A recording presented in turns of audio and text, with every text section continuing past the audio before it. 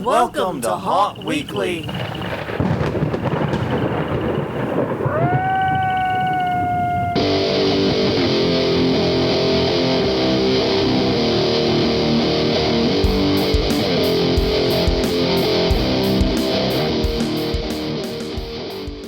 Hello, everyone. I'm Jonathan. I'm Crystal. And this is Haunt Weekly, a weekly podcast for the haunted attraction and haunted entertainment community. Whether you're an actor, owner, or just plain aficionado, we aim to be a podcast for you. And we return to you this week with episode 369. Nice. I was going to do it at least once. I know. And we're getting in something of a belated holiday special. The news cycle kind of messed up when our holiday episode was supposed to be slotted in. Yeah. And we actually had a lot of news to cover, so we kind of had to do the news. Yeah, we did think about going live yesterday to do this, but it was Christmas Day. Nobody was going to tune in. Okay, so some of you might have, but we were also, in the middle of our own thing, and yeah, as I'd imagine a lot of you were too. Yeah. So anyways, we decided not to do this one live as we often do these, but we do have a very interesting episode today entitled, What's Up with Santa's Reindeer? Yeah. And you're going to understand why this is a thing in a bit, because we're going to start out with someone have our house divided and go down the rabbit hole. Yeah. That is trying to figure out what the fuck is up with Santa's reindeers. You know what I mean? Yeah. Anyways, definitely check out other holiday episodes we've done. We've done one previously about like the anti-Christmas monsters. Yes.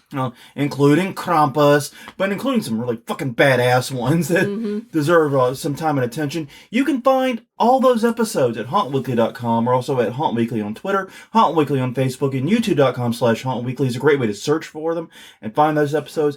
Find us wherever you get your podcasts, Apple Podcasts, Google Play, etc.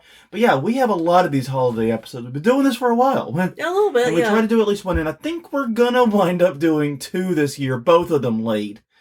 But both of them interesting. And we're going to get into why we're doing a second one in just a little bit, because we've learned some stuff in the research for this one that I have to find more out about and talk about, because this shit's gonna like rattle in my brain until I do that. Well, and my suspicion is what we've learned will be a great place to pull from for the holiday haunts. Yeah, in the future, yeah. Yeah. I agree with that completely. But anyways, before we jump into that, we do have some housekeeping stuff of our own to do. And first is, we got to get caught up on the question of the week. Yeah. So we're going to cover the question of the week from like 3 weeks ago that we did and never actually read the answers to. Mm-hmm.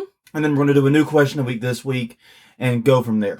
And the question week we're covering this week is, what skills have you learned as a haunter that helped you elsewhere? And we got some great answers. Crystal, would you like to start? Sure. Holly Chrysler says, how to diffuse arguments either between employees or employee and customer. This is so important. Yeah, I would not use the word diffuse, but de-escalate, personally. Because I think that's the important... I mean, I understand why she said diffuse, but I think putting the focus on de-escalation is really good. And that is something you learn. Yeah, sorry. Go ahead. No, it's your turn. No, I didn't mean to interject. But yeah, I agree, Holly. That is a skill you definitely learn as a haunter, and definitely one that helps in real life. Chris Gay said video and photo editing for haunt marketing has been super useful in his day job. I can imagine. Yeah. Yeah, and that is one of the things, is you run or work on a haunt at all, you're going to you're basically a small business owner, even if it's not a small business in many respects of the word. Right. So you're going to wear a shitload of hats. And some of those hats you probably ain't worn before. Yeah. Get used to it. Yeah. All right. Derek Muehlberger says scheduling and organization. Definitely. Yeah. This is something I admit we still struggle with some.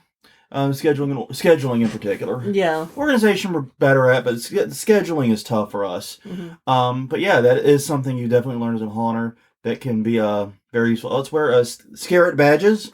Definitely want to give a shout out to them for their awesome badges. It's a little late to get your Christmas gift, but get a gift. Get your Valentine's gift. Yeah, get your Valentine's gift. Get your Mardi Gras gift. I don't think they have a Mardi Gras one, but they do have ones for any Scarlet partners. badge can be a Mardi Gras badge if you're not a little bitch about it, is what I'm saying. All right, Scarlet badges. We need a purple, green, and gold badge. Anyway, their statement was managing people and also handling last-minute panicking when something breaks, and also finding alternative solutions to problems. All great things, but they did mention also that realizing that drunks are often obnoxious. If you have not learned that one outside of haunting, I think haunting may be a little late to learn that one. Yeah. But everything else, good point. Yeah. Excellent point. Jamie Lee said the ability to conceptualize big and then strip it down to what the essential elements are to make it work.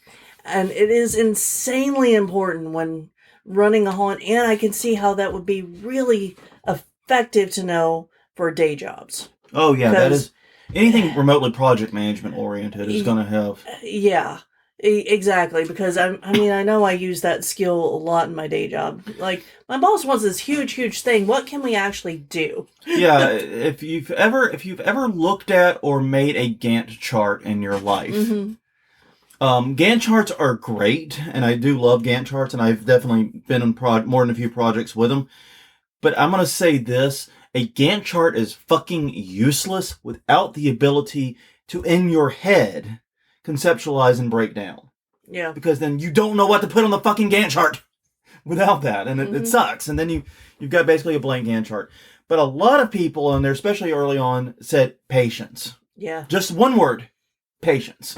Yeah. And you know what? I don't disagree with that because you learn different kinds of patience. With like haunt building and construction, you get a lot of delayed gratification. You're going out and you're doing all this work, buying lumber, putting up framing, building panels and all that, not knowing, not having the end result before you. Get greatly delayed gratification, often by weeks and months. Yeah. And when you're acting, you have the patience of knowing when the time to strike is. When the time to come out, you learn that in the moment patience. Yeah. So you learn a lot of different kinds of patience too through haunting. Yeah, and you learn patience of dealing with assholes. You know, they all show up eventually. Yeah. But anyways, this week's question of the week, making it a little different for you. What is your favorite item from holiday lore? And this is any holiday. Any holiday. Yeah, we're not limiting it just to winter holidays. No. Because, you've got basically... we actually have done episodes on like Valentine's Day. We've done episodes. I think we've done episodes related to Valentine's Day at least. I'm pretty sure. It sounds like we have. I think we have. I think we did one for St. Patrick's Day. Yeah, we've done a lot of different lore episodes. So I'd be interested to find out what is your favorite item of lore. Yeah. Honestly, and usually we answer the question of the week, and I'm struggling to think of one. And I knew this was coming. I have no excuse.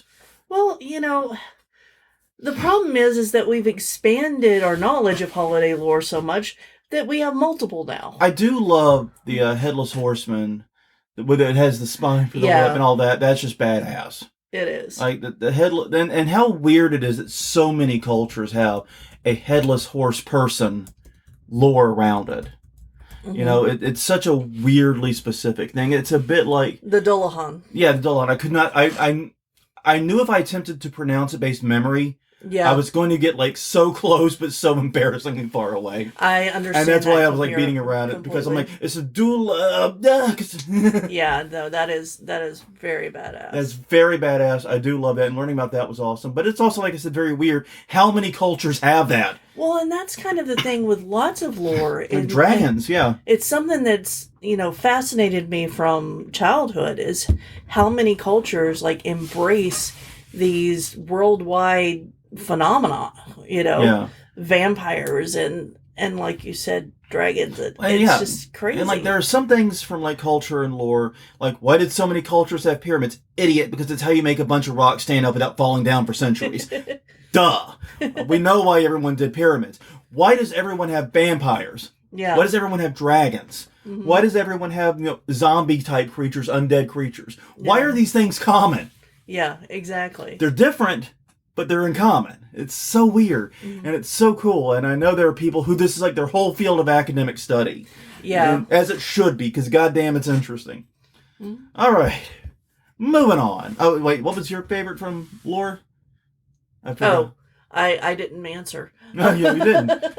You found how to pronounce mine very generously, and then didn't say yours. Well, okay. So for all-time favorite, I am going to agree with you that Dullahan is very badass because, Legend of Sleepy Hollow has been one of my favorites forever. For winter ones, I like the Merrywood. Yeah.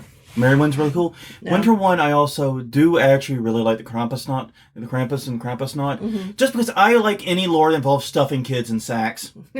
Realistically, I want to stuff kids in burlap sacks and caps. So,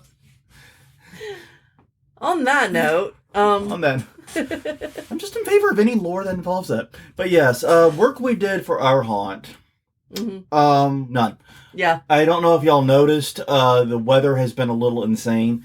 We've been focused on trying to protect our property from the weather because New Orleans homes in particular are not built for hard freezes at all. No.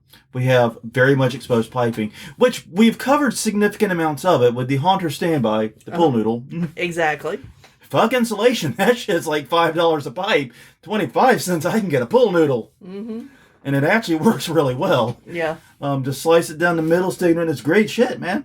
In fact, we used pool noodles once again to cover the head faucets we had to. But anyways, so yeah, we've been busy trying to protect our home and against the weather. And even though I love cold weather, I really do, it is a lot of work to experience cold weather in New Orleans. And it's easy to underestimate how much it is. Yeah.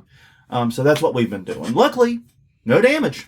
Yeah, no damage. And we have plans to start the tear out this week, probably. Yeah. Because I've still got a few days of vacation. Yeah, we none of us are due back until the 3rd. Mm-hmm. So we got some time. Yeah. But yeah. And hopefully the weather gets a little more sane. Well, right now it's in the 40s. And it actually feels really good. It does. Oh, it's actually 53. Oh, it actually cracked 50. I just checked my watch too. Yeah. It cracked 50 for the so first time. So that's perfect to be out there. Yeah, late 40s, high 40s, low 50s is like perfect haunt working weather for us. Yeah. So yeah, maybe we'll be able to get out there sometime later this week and get some stuff done. But yeah, so let's talk about the topic of the week and basically what's up with the reindeer, because all of this started with a conversation in our house. Mm-hmm. Basically, we came to find out we remembered Santa's reindeer differently. Yeah. At least one specific reindeer, and we're going to get to that little fucker in a minute. I promise you. Yeah. Yes. Ellie had a different name than we had. I had never heard one of the reindeer named Donder, Donder. Yeah. I'd always heard of Donner, which led to one of my favorite jokes in the Pinky and the Brain TV series, where Brain rejects a invite to the Donner party. Yeah. That's fucking funny. Yes, it is. But it doesn't work if that reindeer's named Donder. Mm-hmm. So what the hell? So we ended up going down a very, very bizarre rabbit hole, trying to learn as much truth as we can about Santa's reindeer in particular, where they came from, how they got their names, where they got their power, anything we can learn, how they got their powers of flight, everything. We wanted to learn everything we could about Santa's reindeer, because we've done Santa before. Yeah. As you pointed out, we did Santa previously, and we talked about how he is a scary motherfucker. Mm-hmm. And spoiler alert, apparently there's some fucking lore we miss in that one. Yeah. That's way weirder and way scarier. So we're going to be doing that maybe next week's thing. Yeah. I think I want to talk about that. But anyways, so basically, Santa's kind of a recent concoction, oddly enough. Yeah. Like, we think of him as always having been there, but like the modern Santa Claus, as far as like the reindeer owning variety. Right, with a sleigh and a sack of toys and that stuff. It barely is 200 years old. Yeah. It goes back to 1821, where there was an illustration of Santa in a sleigh with one reindeer that's probably got hemorrhoids now from pulling that fucker. And both the illustration and the poem that went with it are not attributed. There's not a lot known, but it is the first one we can confirm featured Santa with a reindeer. Yeah. However, Santa did not have one reindeer very long. No. Only a couple of years, in fact. Exactly. Because I think that one reindeer fucking died. Probably. Fucking died. So I'm almost fat ass around the world. Yeah. In 1823, a visit from St. Nicholas, otherwise known as "'Twas the Night Before Christmas," Or known as that annoying poem your dad would make you listen to every yeah, every Christmas Eve night. yeah, was published first anonymously, and then a few years later, in 1827, Clement Clark Moore distributed it and claimed ownership of it. Now, there are some skeptics about whether or not he actually wrote it. And here's the thing about this. He said, and somewhat believably, if you look at his other catalog of writing, right? Just look at the titles. You don't have to look too goddamn deep. He did not want to be associated with anything non-scholarly or non-gentlemanly. Exactly. Basic. It was beneath him. He's the kind of guy who drinks his tea with a pinky extended and did not want to be associated with this bonkers poem about Santa Claus coming down the chimney and visiting the kids. Yeah, exactly. So he according to him, he published it anonymously. And then later, after it grew in popularity and became a thing, took credit for it. Yeah. There are others who think he's just a fucking plagiarist asshole. Yeah. Basically. Taking credit from some anonymous author's work. So, either way, he's kind of the asshole here. Yeah. You know? In my view, because basically he's either thinking he's too good for this shit, or he stole someone else's work. But anyways, but it set up Christmas Eve as an important day, and that apparently helped relieve some religious tension going on at the time between Protestants and Catholics. I don't know if you know this, but Protestants and Catholics historically have not liked each other very much. Yeah. There's been some tiffs there, a little bit of history, a little beef. So to get them to both celebrate, just chill out for a night or two, it's kind of a win. But, and the thing is, one thing that people in modern times don't realize is just how important that poem was for establishing our modern Santa Claus. We talked about him in the Santa lore, too. And the reason is because everything you think of Santa Claus, the sleigh, the red suit... Not the red suit. No, the red suit's mentioned in the poem. Okay. Red suit's mentioned in the poem. I reread it this morning. It said it was covered in fur from head to toe. Okay, I'll have to check it again. But anyways, regardless, but everything you think of as Santa is in this poem. And that's where it really came from. Including him being, like, heavy set. Yeah, heavy set, coming down the chimney, having rosy cheeks, twinkly eyes, all of that stuff is definitely in there. Yeah. Basically, he really codified a lot of what... It's basically to Santa what the Night of the Living Dead is to zombies. Yeah. Exactly. And while he's looking up whether or not there's a red suit in it, one of the things that I got while reading it this time was that it was pulled by 8 tiny reindeer. Yeah. And I don't know if that was the perspective of him seeing it far away and then coming closer, or if it was... Apparently we're running into the same problem we run into Donger. Oh, okay. Apparently that's the issue. And I can't say I'm fucking shocked the way this is going. Fucking We haven't even gotten to that part yet. Fucking Clement. Fucking asshole. Anyways, moving on. Yeah. Where was I going with this? Yeah. So basically, everything you think of as modern day lore around Santa started here. And was just everything that comes after was basically fan fiction. Yeah. Kind of, and that becomes very important in just a minute. Yeah. Now, he did write a second poem that also mentions the reindeer, but not by name, only by number. And ends with a message that you should beat the bad kids with a birch stick. Well, I mean, I'm more of the throw them in the sack variety, but... Yeah. Well, there is a reason that Krampus carries a sack of birch sticks. Yes, I know. So, yeah, but it's absolutely crazy how central this has become to Santa lore, though. But, yeah. The poem does actually name the reindeer. Mm-hmm. Kind of. And that kind of gets silly important in a minute. Because we have Dasher and Dancer, Prancer and Vixen, Comet and Cupid, and... Fuck. Yeah. Because this is where we run aground. Because the reason is, he was never happy with the poem. Right. And he kept republishing it with different names and slightly different information apparently sprinkled throughout. Yeah. Exactly. What a dick. I'm really starting to hate this guy. Yeah.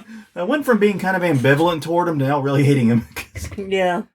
Yeah, we should tell Doofenshmirtz just to research this poem, and then he would not be ambivalent towards Christmas. No, he would actually...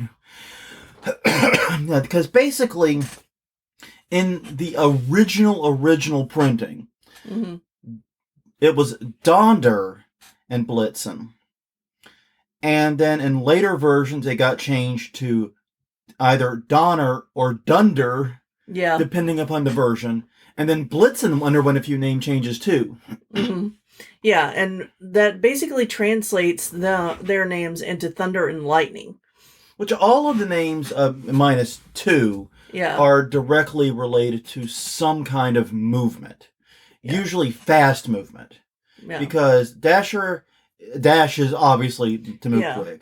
Light also dashes. Mm-hmm. Dancer, you can also argue, is a fast movement. Yeah. Prancing can be a fast type of movement for an animal, depending on how they do it. Comets move quick across the sky. I do not understand Cupid and Vixen, though. No. Both of those have to do with love and romance. Mm-hmm. So why Santa? Oh my God, it's Santa name because those are the ones he likes to. No. Let's just not. Let's stop that train of thought there. But no, he literally changes the names of the last 2. Virtually every edition of the poem. So whatever edition you got as a kid, might have a different name there. Yeah. And it seemed like Donner got the worst. Like Blitzen was mostly Blitzen. I can't remember what Blitzen was changed to a couple of times, but Donder / Donner / Dunder got jerked around a lot. And basically, there's not much information about them other than their name and the fact they landed on a roof and probably tore the shit out of that roof. Yeah. So, yeah, it's absolutely bananas crazy that basically in this household, 2 people remembered Donner, Donner. Yeah. And then Ellie, poor Ellie, remembered Donder because she must have had the original version in her house. Which makes sense because she was, well, basically... she was in the northern area, and I wonder if there were differences between, because it was originally printed in New York. Yeah. I don't know. This is such a weird story. I wonder if it was a distribution issue. Maybe, or, all versions of it are in the public domain. Mm-hmm. So there is zero, legal reason I can think of to publish one and not the other. Yeah. It's just... No, I understand. It's just, it's a little bit crazy, and it's absolutely bonkers that this happened, and that now there's literally a divide about Donder's name all across the world. Yeah. It's still lasting to this day, damn near 200 years later. Mm-hmm. We're still confused about it, because this asshole couldn't make up his fucking mind. Yeah. But he wasn't the only person that wanted to have a say in the Christmas lore. in the names and the identification of Christmas lore. Because, L. Frank Baum, you might recognize that name. If you have read or seen any of the movies regarding the Wonderful World of Oz, or Oz in general, you're familiar with his work. Basically, he wrote the Oz books. He also apparently wanted to get in on the, I guess we call it Santa Claus fan fiction market. Yeah. And basically, he wrote a book, and I want to go and I want to spend a lot more time on this book, maybe in the next episode. Mm-hmm. But he wrote something entitled The Life and Adventures of Santa Claus. And to go briefly through it, Santa Claus is born mortal, he's abandoned in the woods, and he basically collects reindeer as he grows up. Yeah. That's not the weird shit in the book, actually. That's probably the most normal part of the book. Yeah. As odd as that sounds, that is legitimately probably the most normal part of the book, from what I can tell. And we'll get into why we're having a little bit of an issue saying that for certain. But anyways, he has 10 reindeer. And once again, the reindeer all have different names. Mm-hmm. Now, 2 of the names he would later try to append to the existing 8 names. Yeah. But in the original story, all 10 reindeer had different names. Exactly. So, they were Racer and Pacer, Reckless and Speckless. No, I'm not making this shit up. Fearless and Peerless. and Ready and Steady. That's 8. Yep. And the last 2, the 2 he tried to append and make canon reindeer like the others from 'Twas the Night Before Christmas. Flossie and Glossy. What the heck is Flossie? Just Jesus Murphy, dude. Because here's the... Okay, Frank Baum, we have to have a chat about this guy because he was one of the worst people in the world at naming things. Like, legitimately. Because, okay, for those who don't know the history of the Oz books, go ahead. What you got? So I searched for Flossie, and it has its own Wikipedia, because in 1897, so a few years before he published, it was an erotic novel. That is an image that I will never be able to get out of my head. Thanks. You're welcome. Anyways, L. Frank Baum started... And this was according to stuff I'd read years ago back when I was reading the Oz books. But basically, he started as kind of like the neighborhood storyteller. The kids would come and he would tell them stories. And he would tell them stories about this magic world, Yellow Brick Road, Wicked Witches, and all that shit. And one of the little kids, probably named Dave, because it's always a fucking Dave. Hi, Dave. Asks a question. And goes, Mr. Baum, what's the name of this world? And he choked.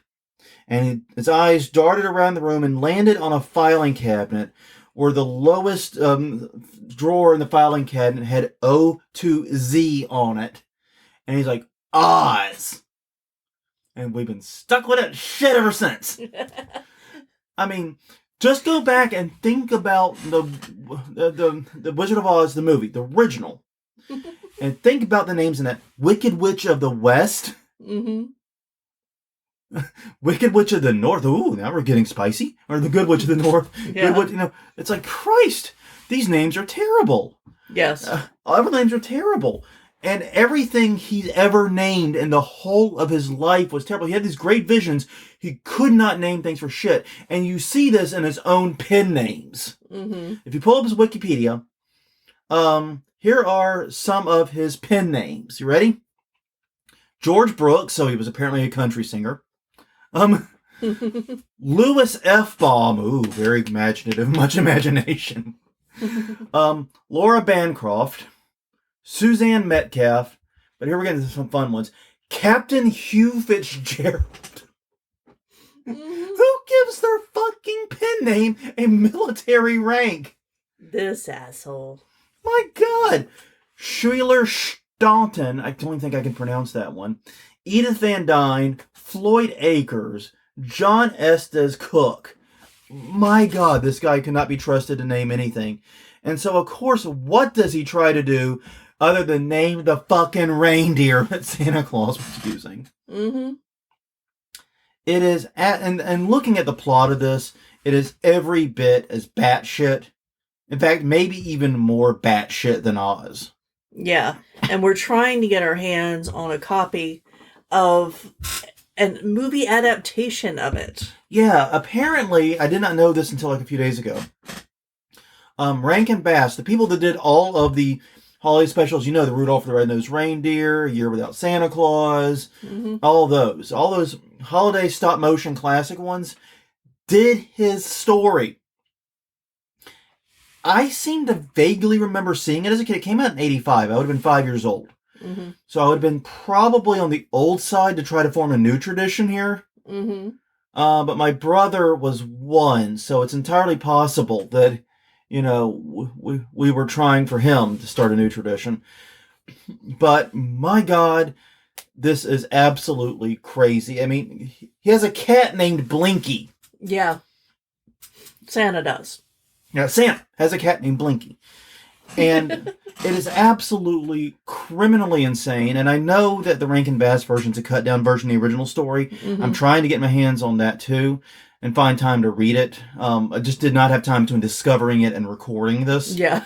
Do that. That's why it's going to be a future episode. Yeah, I really want to dive deep into this because this is such insanity. Mm-hmm. And it's and one of the reasons we want to tell the story is because it's an example of how someone took an established story. Because you got to remember, the 'Twas the Night Before Christmas was 80 fucking years old when he did this. Yeah. He wrote this in 1902. Night Before Christmas was 80 goddamn years old when he went off the third fucking rail with his shit. Yeah. I mean, and he still can't name shit. No. But, I mean, my God, is it at least imaginative? And, of course, there's a follow-up where Santa Claus gets kidnapped because he had to write the Nightmare Before Christmas before anyone else could get to it. Uh-huh. It's called A Kidnapped Santa Claus. Yeah. And he obviously had to write fan fiction where Santa Claus hangs out with characters from Oz. Oh, yeah. Because, of course, that one happened. Yeah. I mean, the Queen... You got to do the crossover. Yeah. The Queen of Oz is named Ozma. Yeah. Because naming... What's the name of the ruler of Oz? Ozma. Mm-hmm. Yeah, you can just tell he was a guy that every time he was asked to name something, just drew a fucking blank and had nothing going upstairs. Yeah. You put him on the spot, he chokes. Yeah, but apparently even if you don't, because he had the time to pick these names. I'm looking at some of the names in that, and like I said, we'll do that next week. I don't want to get too deep into it, but it is batshit insane. Mm-hmm. And so that brings up the 9th reindeer. Yes. Because, okay, I'm just going to spoil it for everyone. I'm sorry. Flossie and Glossy never went anywhere. No. He tried to append them to the original lore. No one was apparently having their 1897 English erotic novel turned into a reindeer for Santa Claus. It just didn't happen. Yeah, it really did. So maybe that's a pro tip if you're trying to build some lore.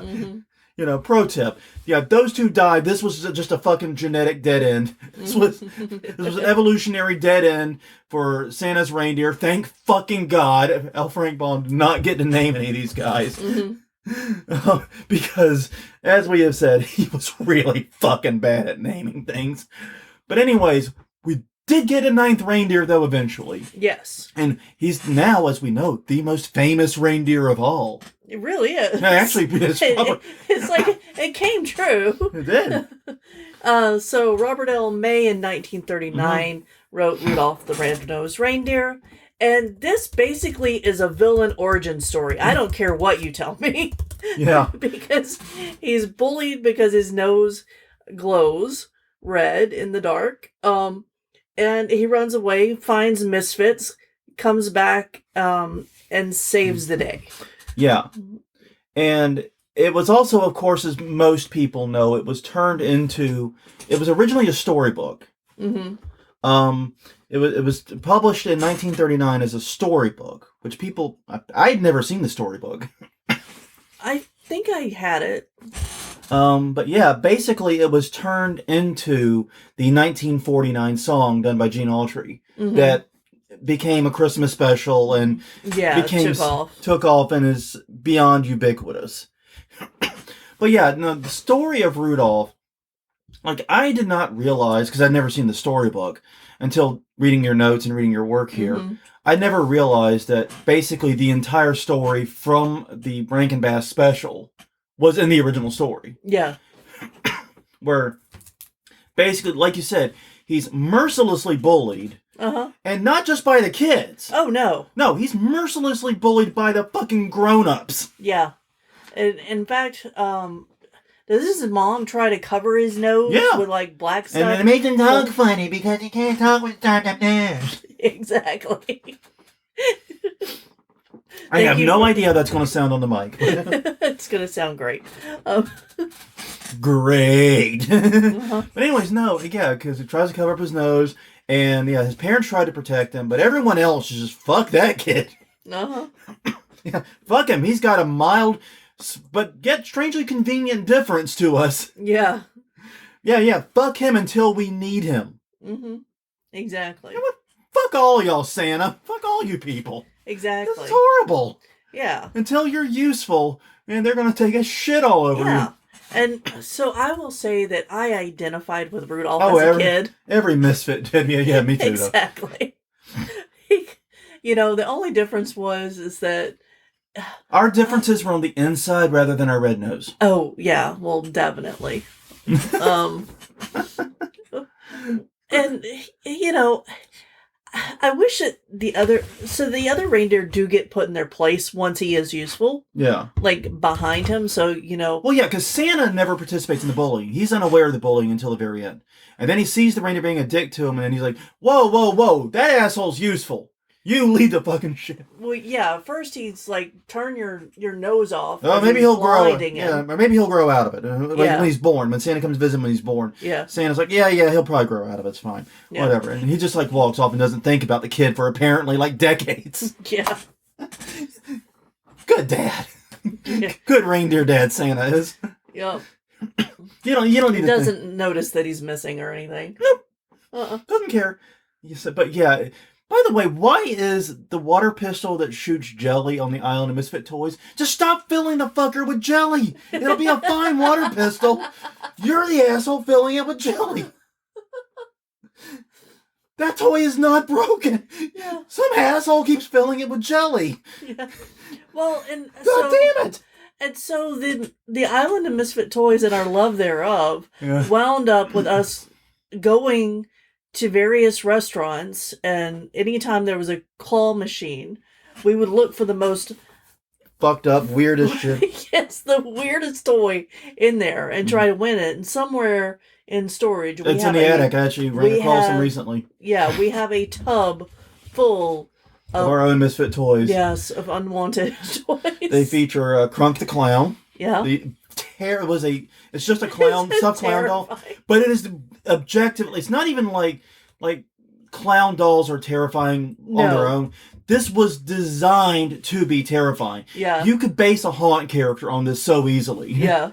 Like, pretty much immediately, no changes needed, no notes. Mm-hmm. It is a genuinely terrifying clown doll. Like, they were trying to be terrifying. I have no idea why it was in a claw machine. That one we won from a claw machine. We also have Blarney the orgasming dinosaur. Yeah. Because it's a dinosaur that you squeeze and it's supposed to roar, but the roarer in it ain't roaring so good, so it sounds like he's moaning.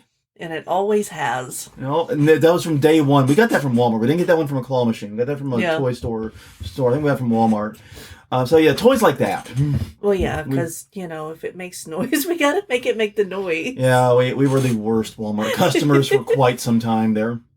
Yeah. But yeah, I agree with you completely, though, about Rudolph being a villain origin story.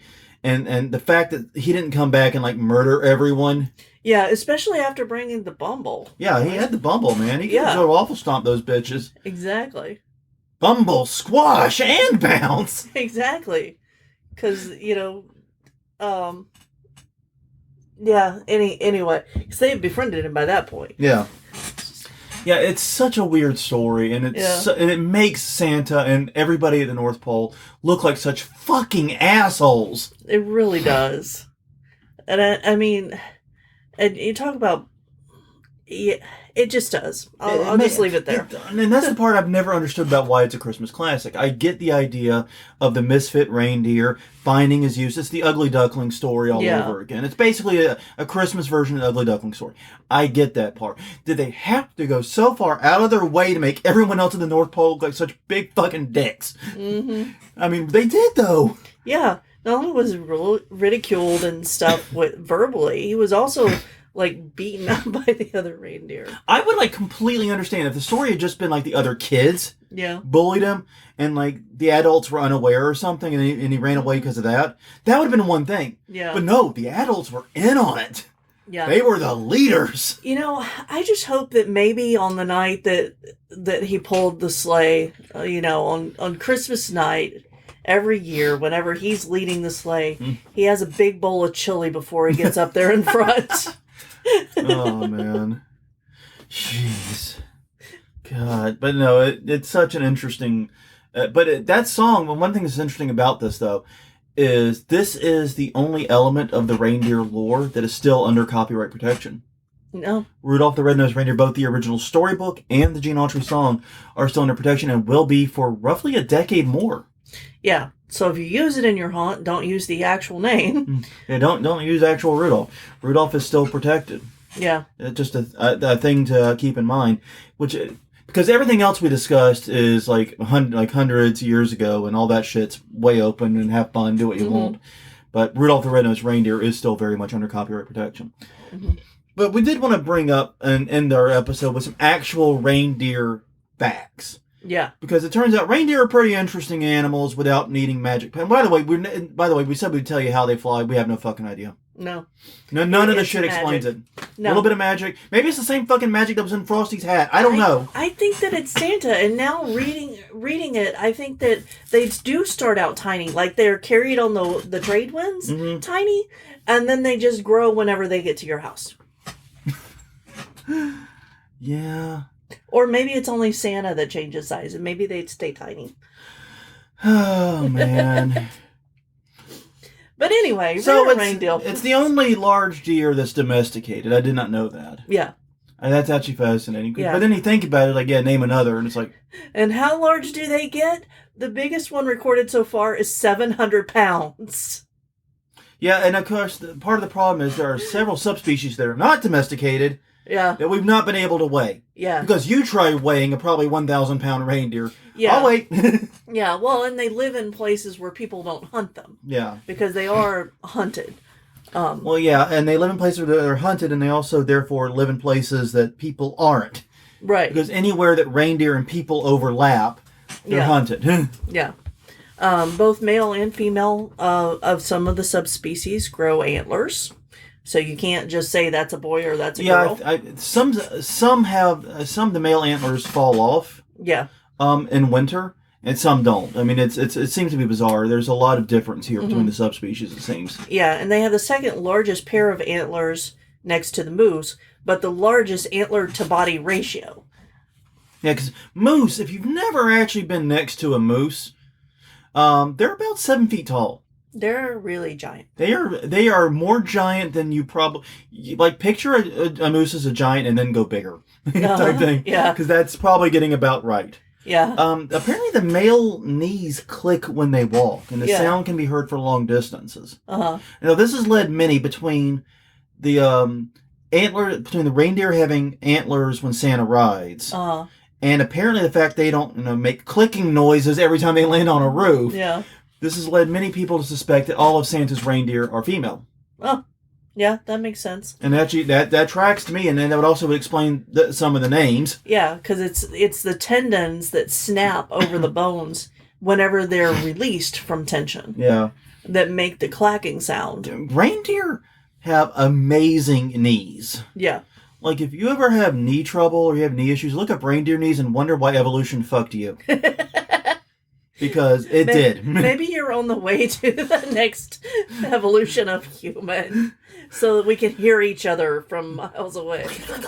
Yeah, but I mean, their knees click. Yeah. Small price to pay for being able to jump that fucking high and land with 700 pounds of force on 4 tiny legs and then not have any issues. I know. I would rather have my knees click every step of the way for that. Yeah. But yeah, the sound also lets other reindeers know the location and what they're up against. So if you're another male and you hear a really deep clicking sound, you don't want to go fuck with that. Off, yeah. Yeah. And it's also, I mean, they're herbivores pretty much. They're herbivores, if I remember correctly. Are they? No. Oh, they're not. No. Yeah. Mostly. Mostly herbivores. Okay. Yeah. Yeah. Well, since they're mostly herbivores, they're not spending too much time trying to sneak up on prey. No. Exactly. That's what I was trying to get at. Yeah. Yeah. You didn't have in the notes if they were. Oh, wait. Yeah, you do. It's way down here. Okay. Yeah. Okay. Yeah. I see it now. Sorry. That's okay. Yeah, but they also have UV vision. They can see ultraviolet, and this helps them, especially in the winter areas, pick out things in the snow. The examples that were given were pea and polar bears. Pea emits UV light? Yes, and so do some people have postulated that so do power lines, because deer that see and other animals that see in UV will avoid power lines because they see them as sparking lines all across the landscape. Huh. Uh-huh. Fuck me running. I know. Their eyes change color in winter. They are blue, and in summer they're gold. Yeah. Okay. I had no idea that they changed color at all. Okay, and here's what you were talking about. Yeah. Yeah. They're osteophagous. Yeah. They are known to gnaw and partly consume shed antlers as a dietary supplement, and in extreme cases will cannibalize each other's antlers before shedding. Yeah, exactly. Come here, honey. I need a snack. But You're looking like a snack took on a whole new meaning. Yeah. And, they'll eat small mammals and stuff, too, in those extreme Yeah, cases. when they can get them. But yeah, that's not their favorite thing. No, lichen is actually their favorite thing to eat. No. Yeah. They're liking the lichen? Exactly. Nice. Well, so, yeah. But anyways, we just wanted to talk about the very, very bizarre lore around Santa's reindeer. Mm-hmm. And, God, it's interesting how it's been built or semi-organically over time. Yeah. That's one of the things. It's like it all started with the poem, and then L. Frank Baum came in and tried to upend the whole thing and tried to tack on his shit to it and got sideswiped out of it. Yeah. Just totally sideswiped, barred from it. And then, of course, Gene Autry comes in with the song version of a storybook, and now next thing you know, everyone thinks there's 9 reindeer. So Elfring Baum needed a song, obviously. Obviously, yeah, he just wasn't... Well, I mean, honestly, Flossie and Glossy. Which apparently Flossie is also Florence. It's a nickname for Florence. Well, Flossie and the Machine is not nearly as catchy. It is not. I'm just going to throw that one out there. But Jesus, Murphy, man, L. Frank Baum could not name shit, and it's going to get worse next week if we're able to do that. I hope we are. But yeah, anyways, on that note, everyone, thank you for putting up with us for the past 45 minutes or so as we talk about this. Hopefully it was interesting. Hopefully you learned something about generating lore. Hopefully you learned something about Santa's reindeer. I had no idea there was this much stuff behind it. No. If you want other Haunt Weekly episodes, check us out, hauntweekly.com, Haunt Weekly on Twitter, Haunt Weekly on Facebook, and youtube.com/Haunt Weekly is the YouTube channel. Great place to get caught up on everything. You can also find us wherever podcasts are distributed.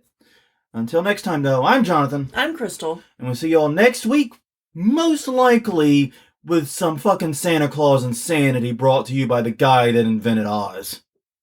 It gets pretty insane. We'll see you then.